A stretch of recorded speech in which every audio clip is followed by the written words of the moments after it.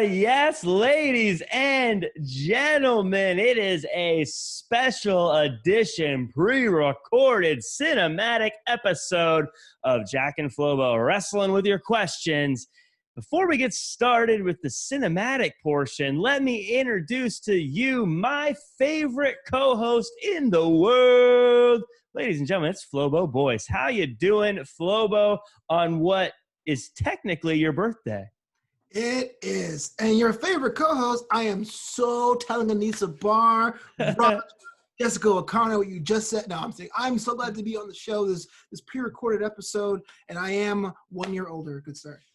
Well, you don't look a day over 45. So, by the way, I want to say right off the top, you have one of the coolest birthday shirts that are coming out. Number one contender, Flobo, Flobito, actually, it says on the shirt.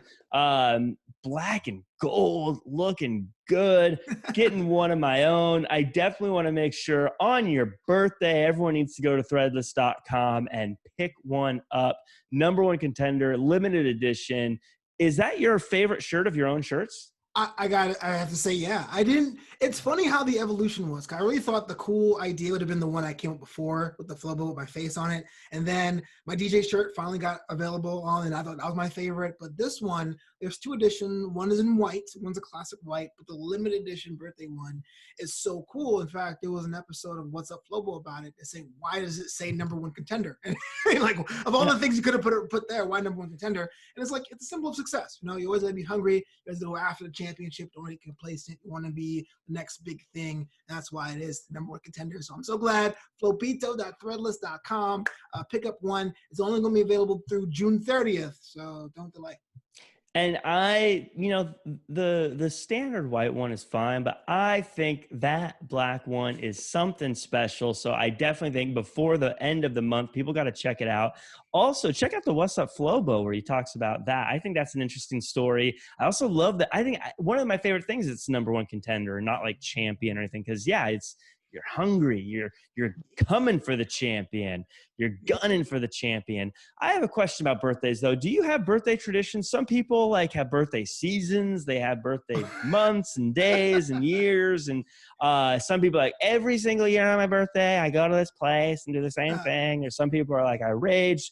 Do you have traditions? Is it same every year, or do you just let the day go by? How do you spend your birthdays? So it's funny you mentioned that because I'm a firm believer of not having birthday seasons and weeks, but as I got older, it just happens to be that way, you know?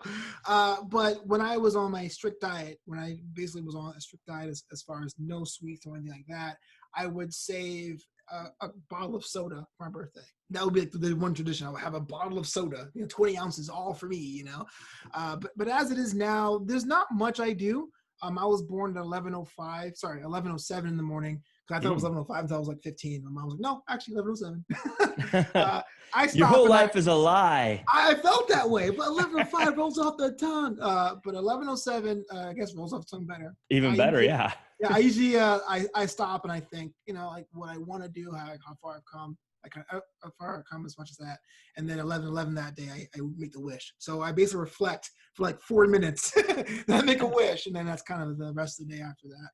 That's a really cool thing to do, though. I mean, you joke about 4 minutes, but a lot of people don't spend time just stopping and saying, I'm going to think about where I've come from and what I'm going to do. And you've done quite a bit, Flo, but this is your life. You started from humble beginnings in Brooklyn, New York, the son of immigrant parents, and you took that and you had your pastimes and your hobbies, but you found a way to keep those grades up, and you went to Flagler College and you traveled afar to learn and better yourself. And you, if I'm not mistaken, were the first in your family to get a degree? No, I was. No, my whole family went. I thought you said they never went to. No, my. Okay. This is my telling of your life. Okay. Wait, hold on. First of all, I didn't expect this. I thought we were totally wrestling with your questions. I am like quote the cry. No, my mom has her master's degree in nursing, and my brother has a bachelor's in computer engineering. It's my dad who never finished college. Okay, well, he's an electrical engineer, or he's an electrical tech, worked for the transit authority. So when I came up and I was like, maybe I shouldn't go, Mom was like, yeah, it's going because I got a master's degree and I'm your parent, so you got to do better than me. And for the viewers that are listening, something I've said to Flobo multiple times, every time you imitate your mom with the accent, it throws me off because I don't hear the accent when you talk. And so I always feel like, why are you imitating your mom? Yeah. Like she has an accent. And I was like, of course she has an accent. Everyone that says like, if you ever watched the cartoon Futurama, that like my Hermes Conrad comes out. Even though he's Jamaican, my Hermes Conrad comes out. Mom. So you went to college though, and then you came out to California, following the dream of being a stand-up comedian. The absolute guts it takes to do what you did, to leave home twice in a sense, because you left home to go to school, you left home again, which was school at that point, to then come to California, places that are not easy to move to, places that are not easy to live in, and you've made it work, and you've been here. Not only did you release multiple comedy albums. Man, dude, not only did you write multiple books, don't do this to you me, wrote man. multiple books. You wrote comic books. You've also gone on and made a song. You've also DJ'd all across the world. The world. Yeah, you've been to Italy. You went out. You got booked in Italy for a gig. So you've traveled the world doing this stuff. You've got multiple shows that you've done. You've been looked at as a coach for people at AfterBuzz TV to learn from, myself included. You have I'm making this up off the cuff even. I mean, I'm not making it up, but I just know all this stuff. You've got a clothing line going on right now. You ran for office when most people just complain and cry and are like, everyone in politics is a crook. I hate them. You were like, well, you know what? I'm going to actually do something and make a change. Flobo, Boyce, I don't know how old you are, but based on the way you look in your 27 years of life, buddy, you need to be absolutely proud of all the things you've accomplished and the momentum you've got going. I can't wait to see the next. Happy birthday to you, Flobo. I quit. I am tapping out of this episode. You told me wrestling with your questions. I didn't expect all this love. Stop. It's very out of character for me. Well, yes, it is. If anyone knows Jack, he is a rapscallion. Thank you so much. I appreciate it. I guess I have done a lot in my 75 years on this planet. Years more. But yeah, I am so uncomfortable. I'm squirming in my seat. I can take torture, not compliments. You're messed up. Well, I think it's I am incredibly impressed with all the things you've done. I am incredibly impressed with all the things you've accomplished and the fact that you're always driving, always pushing, always trying to move forward with the next thing. You know, that's why number one Contender is great, is that you're always looking to be the next champ. You're never just resting on your laurels and becoming a part-timer, as we call them in the pro wrestling business. So that's amazing. I want to thank you for letting me be a part of all the stuff that you've done and helping me on my journey as well. DJ Jack Farmer extraordinaire taught me the game. Do you want to know what a swerve is, Flobo? He's Isaiah Scott. Swerve's house? It's when you go one direction and you change the other. See, I was friendly just now. I was nice. I was your buddy. But I have a question. Before we get to the cinematic part, I have a question for you, Flobo. You're swerving back to how you normally are. Swerving back to how I normally am. On a dime, I dare say. I have a question for you. I've heard people saying for months, nay, years, that Charlotte Flair is overexposed. They use her too much. We see her all the time. Yet here I am watching WWE and I see Backlash. And what do I see? I see Bayley and Sasha Banks. I watch Raw and what do I see? I see Bayley and Sasha Banks. I turn on NXT and I see Bayley and Sasha Banks. I turn on SmackDown and I see Bayley and Sasha Banks. As the Bayley Buddy Supreme, explain to me why we say Charlotte Flair is overexposed when I can't get Bayley off my TV. First of all, how dare you speak so ill of the role model, the archetype, the most decorated female superstar on that brand, and the most versatile wrestler on that roster, gender aside, Bayley. But I understand. Some of you unwashed masses out there, I'm just so tired of Bayley. But the difference between Bayley and Sasha Banks is that on the internet, people love Sasha. So for them, this is daylight. They're seeing their girl, their lady on TV, and Bayley is a side piece. But I want to say this. Bayley dough straps is dough straps for a reason. Because you can rely on Bayley. She can work with pretty much anybody. She made Tamina a threat. She made Nia Jax a threat. Asuka a threat. Charlotte herself a threat. So I don't think they're overexposed at all. Now, Charlotte, I like Charlotte. She's my best friend. I actually sat down with the Queen, with Marie Marino, some Better Together a couple weeks ago. Check it out. It's a good episode. I get it. And she'd even tell you, it's never my story. I just happen to be that person with the belt to have someone else look good because I am that good at what I do. You know what? When it comes to everything, wrestling is just rewarding excellence. So shout out to Bayley because she's amazing. And we see her too much. No, we don't. When's your birthday? I want to make sure I bury you there. I don't. Listen, I turned a corner on Bayley this week, but I'm also sitting here going, why don't we give isn't she burying the roster, as people always say? Why aren't we giving people a chance, letting other people have an opportunity to shine? Is it possible that maybe Tamina seemed like a threat because Bayley didn't seem that good to begin with? No, I think you're totally wrong. Look, Bayley and Sasha Banks came back, and they're the women's tag team champions. And also, I love Alexa Bliss and Nikki Cross. When they had the championships, it was more or less a prop. Now you can say, well, the Iconics are back. But look, overnight, you have a division. Shotzi Blackheart, one of the most charismatic women on the roster now, and Tegan Nox, someone with skill, but it's kind of vanilla, if I have to be honest with you, had a fantastic match on NXT recently against who? Bayley and Sasha Banks. And when Io Shirai came out and said, get out of my ring, it was a big moment because Io wasn't kicking out some jobbers. They were kicking out multiple women's champions. You need Bayley. She's a linchpin of the division with Becky on the shelf. If I was the man in charge, I would put the whole thing around Bayley those straps. If you were the man, you'd be pregnant right now. But I have a question for you. This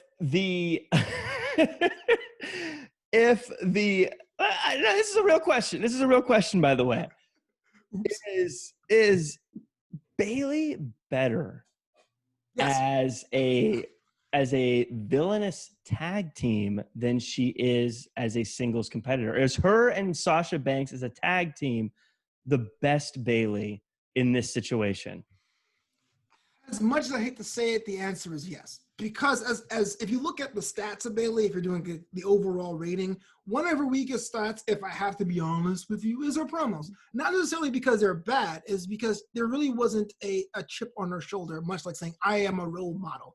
Well, for those kind of gimmicks only work when there's a crowd to say, you're not a role model for me. But with Sasha, you see two things. One, she's willing to laugh and joke and make fun of the roster with her best friend, almost like a Mean Girls kind of thing. But two, she also sells out Sasha almost weekly. To have her in matches, to have her like back up in promos that shows, hey, look, this person really is somebody that can't be trusted. That is top-class heel work. Agreed. So I think she's great. I'm just pushing buttons here because it's what I do. That's now Cesaro, why does he suck? I know Cesaro. Why is he even on TV? Lord, after all my guys. Happy birthday. Right. Hey, they're taking the Forgotten Son spot in that tag team division. So more Cesaro's for me. I'm down with it. Does that mean Sami Zayn's gonna have some tweets coming out soon? He has a right to have tweets. I'm not sure if they're gonna put him on TV. I had a question for you. Something that I've just kind of noticed about pro wrestling. It's been kind of brewing and marinating and simmering in my brain. I was noticing a lot of, like, when you look at most critiques of pro wrestling, it comes towards Raw and SmackDown, and maybe it's just because they're the most popular shows. You get less critique of what happens on NXT, and I mean, there's definitely a divide, but you also get a little less critique of what happens on AEW. And I was trying to figure out why, like what it is, and I kind of something came to my mind. I had an epiphany. I look at comedy in wrestling, right? I look at Raw and SmackDown tends to bring in a lot of comedy, and they seem to get the most critiques.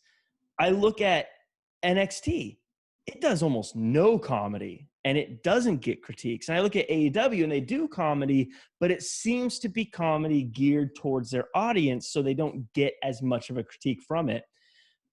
My question to you is comedy and using it properly or not at all the key to making a show that wrestling fans really love? As a comedian. I know, right now. As a comedian, I have to agree. So, look, even though it's a wrestling show, you really have to think about professional wrestling TV shows as a variety show. It is no different than SNL. You have your segments, you have to break things up. That's why people ask, why is there Miss TV? Because you need a promo segment. It's not just a promo segment. You need a place for commercials, you need a place for matches and breaks and all that. Comedy is a very, very important part of wrestling because it brings in casual fans of the sport looking at it. Raw and SmackDown are PG, so they're very limited to what comedy can do.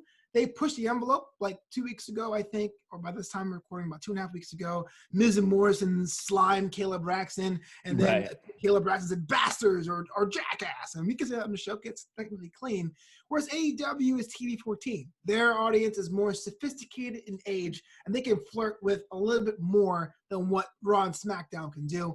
And NXT, up until very, very recently, I would say up until the USA move, was strictly wrestling no chaser. So there really wasn't a thing where you can complain about, this is silly. Why are there Gravy Bowl matches? Or why is Otis with this character on NXT? Because there was no room for that. It was just room for 3 matches, a promo, and see you next week.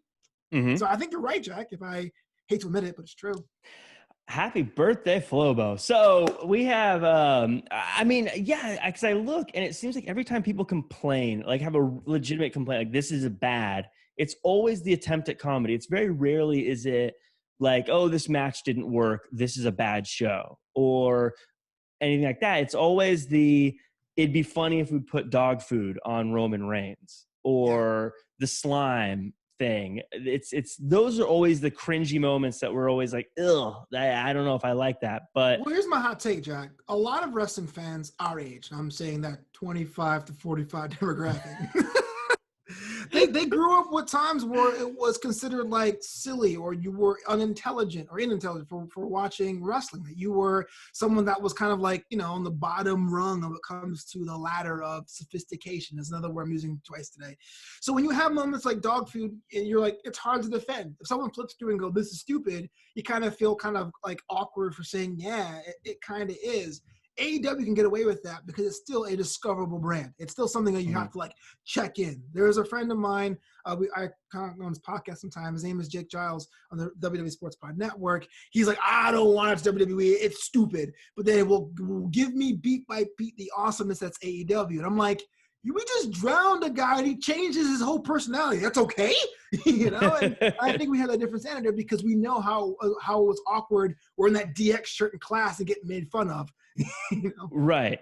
I think that's an interesting point. And I've noticed, obviously, with the cinematic matches, when we're going to have a cinematic show here in a little bit, but I know it seems to we have a boneyard wrestling with your questions. I have my biker gang hanging out upstairs right now. I knew it. So I've noticed with the cinematic matches, it seems to be when you look at, I think if you were to have everyone rate them and in what they think is the best and the worst, right? If they were to rank them, I think a lot of people would put the ones like Moxley Hager or the Last Heartbeat. The ones that are more serious tend to be the ones that aren't looked at as well, where the ones that are silly, like the Boneyard match and the Stadium Stampede, tend to be the ones that are looked at in a better light, because I think the comedy is being used well. Is that accurate? Do you believe that's an accurate statement as well, or am I reaching here, or do you just not agree? Did you hate the Boneyard match? Well, the Boneyard match, I hated it the first time I saw it, and I think I mentioned this in a couple of shows ago. I hated it because I was with those lap fans who were like, "Oh, this is silly." And I go, "I guess it kind of is." But then, I went back and watched it as strictly the fan. It was amazing. Now I rank the cinematic match a little different. I put the final beat a little higher. It was long and it ended weird, or what have you. But then there's also ones that disappointed, like the back of the lock brawl that wasn't bad, but made you go, "Was this necessary?" I did not like the Stampede because it was kind of silly. It was like, here's just giant gang warfare, and we're at a football stadium, but we're doing no mercy moves, and we're like, dunking people in water. I get that. But I think the through line is the time. I think in April, if the Firefly Funhouse match happened in July, we'd have been like, this, we can't.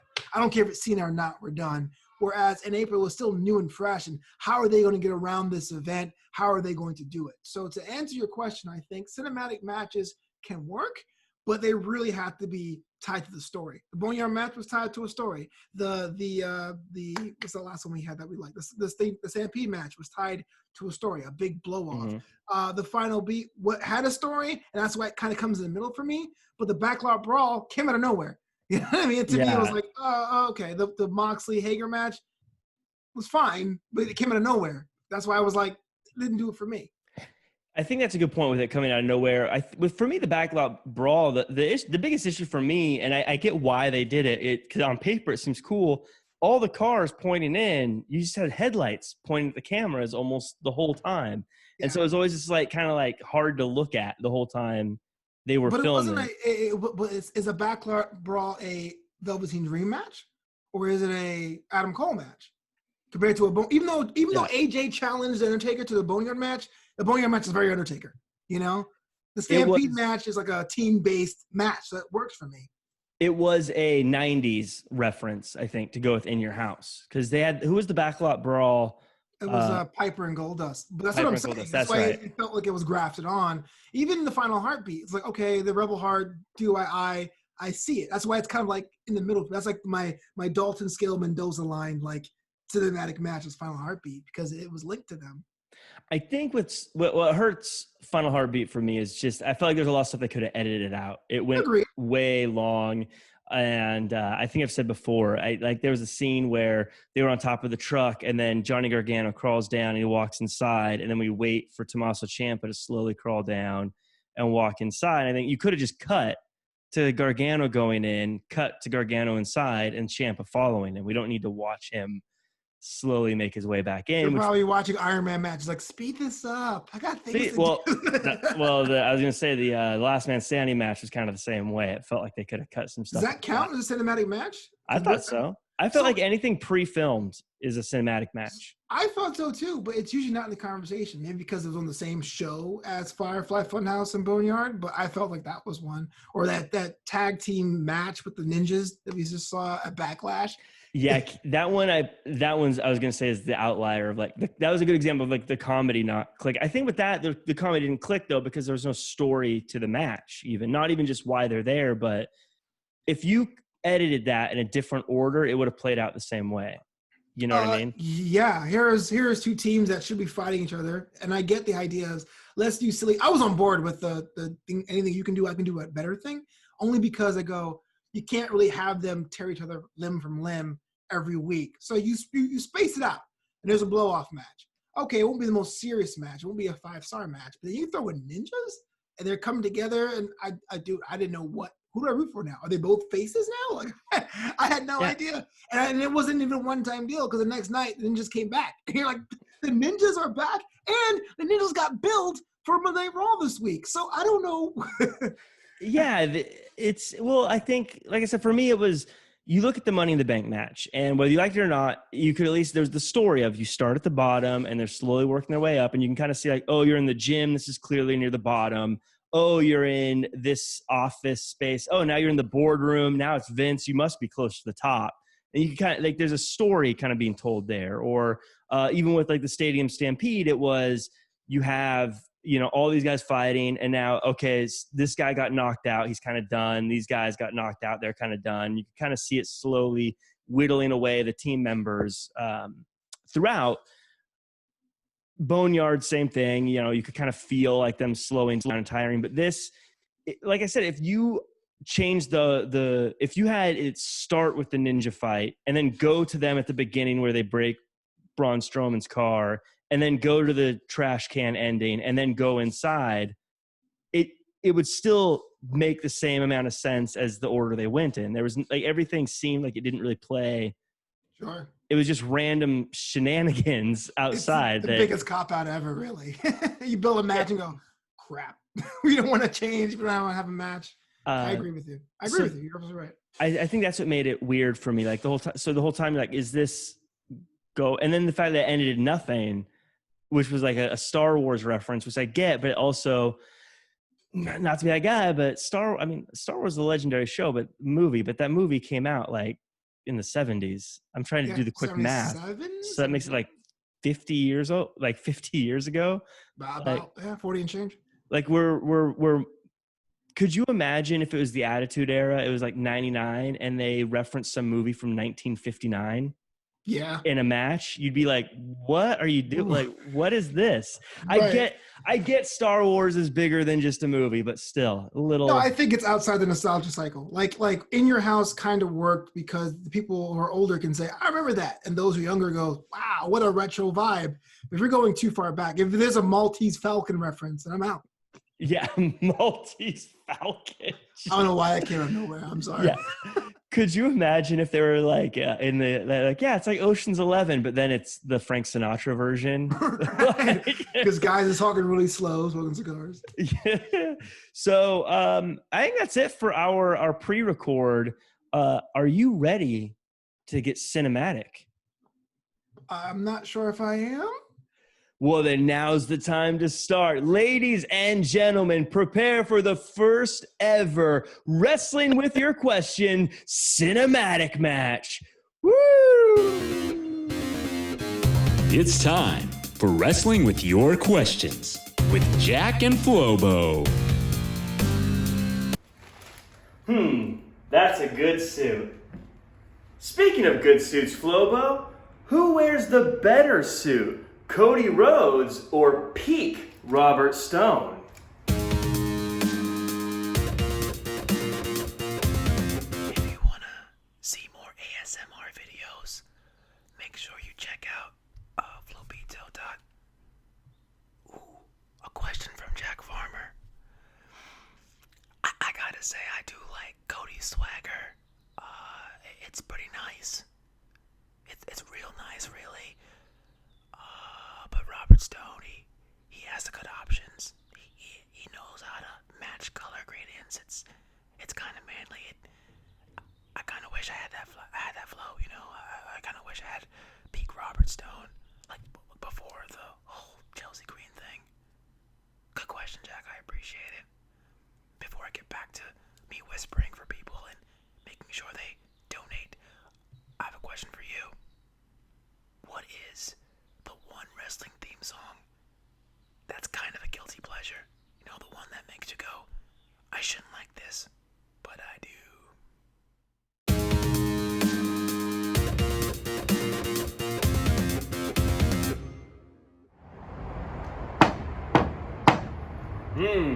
Mighty fine fence I just finished building. Oh, hey, it's a question from Flobo. What is a guilty pleasure theme song? One that I shouldn't like, but I do. It's a tough question. I know one that seems to fit me the most is William Regal's Man's Man theme. But the one I liked the most was the 2007 Basham Brothers theme. That's right, it sounds like it's coming straight out of a bad video game, but this bad boy was my ringtone back when we still used to use those. Now, Flobo, I've got a question for you, though.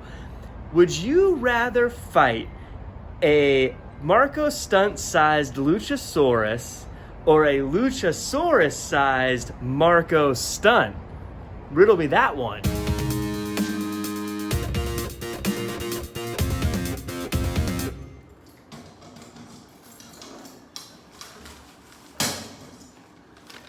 Junk mail. I gotta say a Marco Stunt-sized Luchasaurus, because that is terrifying. But a Luchasaurus the size of Marco Stunt, that's a lizard. Riddle me this, Jack. If you can go back in time and pick one member of the current WWE roster to retroactively be in the NWO, who would it be? Come on. Beat me again. Maybe if I try playing with two hands. Oh, hey, there you are. Another question from Flobo. If I could retroactively add anybody from the current roster to the NWO, who would it be? That's a tough one. There's a lot of good names that come right off the top of my head. I feel like a Randy Orton would be a great fit in the NWO. I feel like John Cena would be the guy in the NWO, or maybe even a Roman Reigns would be a good NWO guy. But you know what? The thing about the NWO that I always felt like they were missing is they never had a legitimate tag team. They had the Outsiders, but those guys were more singles here and there, and they didn't really make a strong run.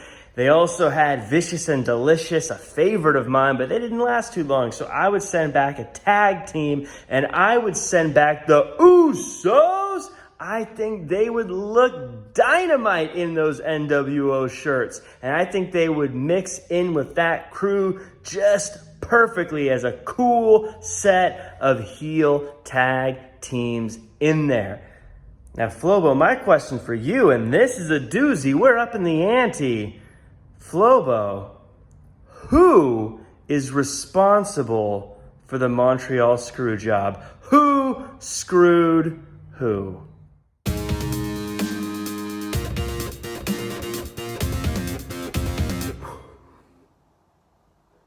Hey, a question from Jack Farmer. My wish already came true. That is a doozy. But if I'm being honest with you, Brett screwed Brett. You see, when you're a champion or when you're just an employee, you have to do what you're told. You don't get to dictate when and where or who you lose the match to. You got to do what's asked, and that's why it's called doing the job. Now, I hear this thing about The Undertaker saying, put me in the match, like he said on a recent interview, and I'd have been down for that. But ultimately, you may not like it, but you got to do what you got to do. Even though Brett is one of the greatest of all time, I think he was wrong there. Please don't boo me. Please don't boo me. It's my birthday. You can't boo me on my birthday, can you? All right. Okay. Oh, before I forget, Jack, question for you. If given the opportunity, would you A, sell out as a commentator, B, sell out as a manager, or C, just sell out for the sake of selling out? You sell out. Bye now.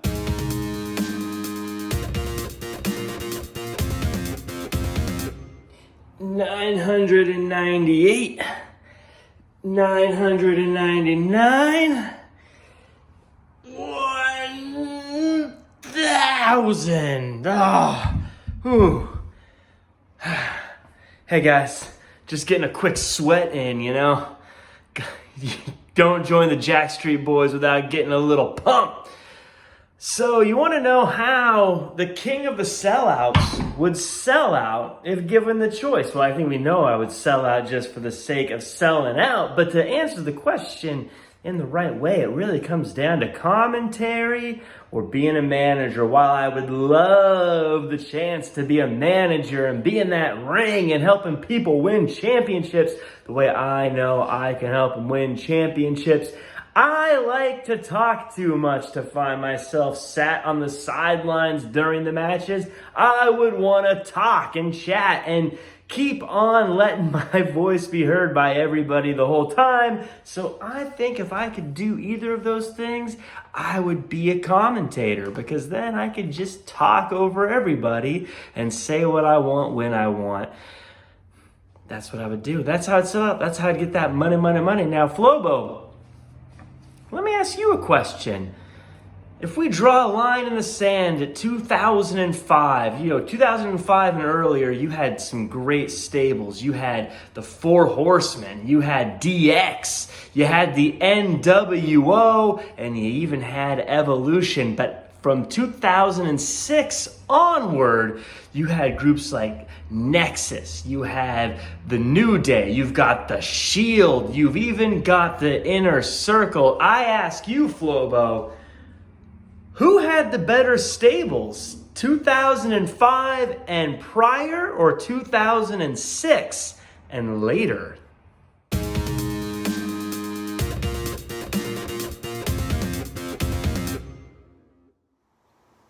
Thank you. It's a good question. I like the way you think. First, I was going to tell you before, obviously, the NWO and the Four Horsemen were just that good. But I got to thinking about it. And I think about the Shield and Nexus, the Bullet Club. I said, it's like Jordan versus LeBron. Jordan was so good, so much better than his contemporaries. LeBron is too. But in LeBron's time, the game has changed. It elevated. That's why I'm thinking everything after is actually better by any metric except for nostalgia than the old ones. So let me ask you this, because I got a massage scheduled soon. We love Raw, Nitro, Thunder, Dynamite, all those things. But what is your favorite wrestling minor show? The C shows. Velocity, Heat, Dark, whatever. WWE's version of ECW. What is your favorite C show of all time? I can't wait to hear this one. Cheers, Jack Farmer.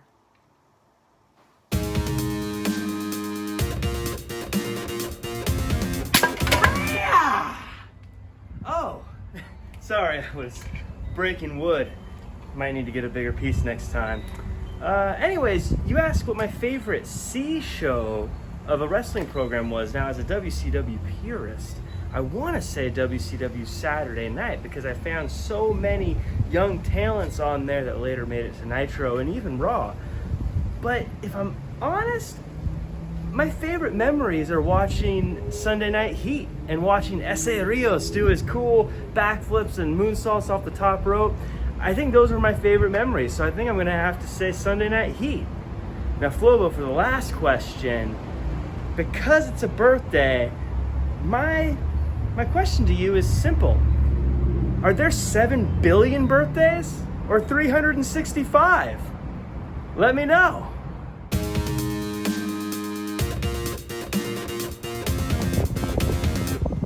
It's a good question there, Jack Farmer. I thought about it long and hard. I thought, well, there's only 365 days, but everybody has a birthday. Animals, too. Sometimes people have, like, a regular birthday and, like, a lunar birthday. So the answer I'm going with is a comfortable 12 billion. There are 12 billion birthdays out there.